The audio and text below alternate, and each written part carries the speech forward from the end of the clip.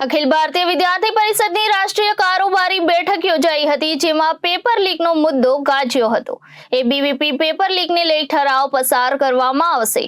અખિલ ભારતીય વિદ્યાર્થી પરિષદની રાષ્ટ્રીય કાર્યકારી બેઠક યોજાઈ હતી, તેમાં પેપર લીકનો મુદ્દો જામ્યો હતો। એબીવીપી પેપર લીકને લઈ ઠરાવ પસાર કરવામાં આવશે, ત્યારે પેપર લીક પર રોક લગાવવા ઠરાવ પસાર કરવામાં આવશે। રાષ્ટ્રીય કારોબારી બેઠકમાં એબીવીપી દ્વારા લેખિતમાં ઠરાવ પાસ કરવામાં આવશે, જેમાં પેપર લીક મુદ્દે તમામ રાજ્યોમાં એબીવીપી ઠોસ કાર્યવાહી કરવા માંગ કરશે। પરીક્ષા એજન્સીઓ વિરુદ્ધ તપાસ થાય તેવી માંગ પણ કરવામાં આવી હતી। દેશના અલગ અલગ રાજ્યોમાં રાષ્ટ્રીય શિક્ષણની નીતિનો જે વિદ્યાર્થીઓ વિરોધ કરે છે તેમના વિરુદ્ધ કાર્યવાહી કરાશે।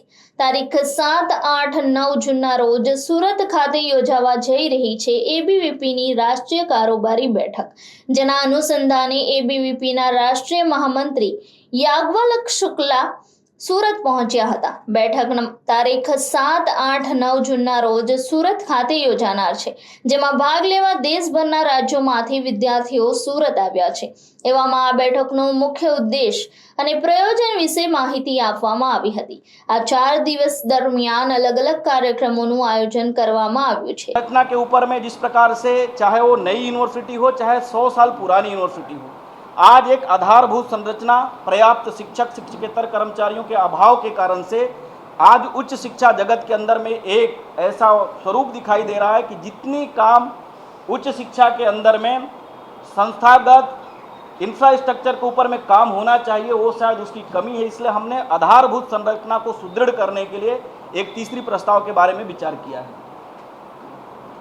हम सबको मालूम है कि देश तेजी से प्रगति के पथ पर आगे बढ़ चला है और हिंदुस्तान जिस प्रकार से जिस गति में विकास को प्राप्त हो रहा है, प्रत्येक जनमानस को भरोसा है कि विकसित भारत जल्द ही विकसित भारत की दिशा में अपनी पूर्ण यात्रा प्राप्त करेगी। इसलिए एबीवीपी के इस एनईसी बैठक में हम विकसित भारत में युवाओं की भूमिका क्या होगी, हमारा रोल क्या होगा, खास करके छात्रों का और युवाओं का, उसको लेकर के हम एक प्रस्ताव इस एनईसी बैठक के अंदर में ला रहे हैं।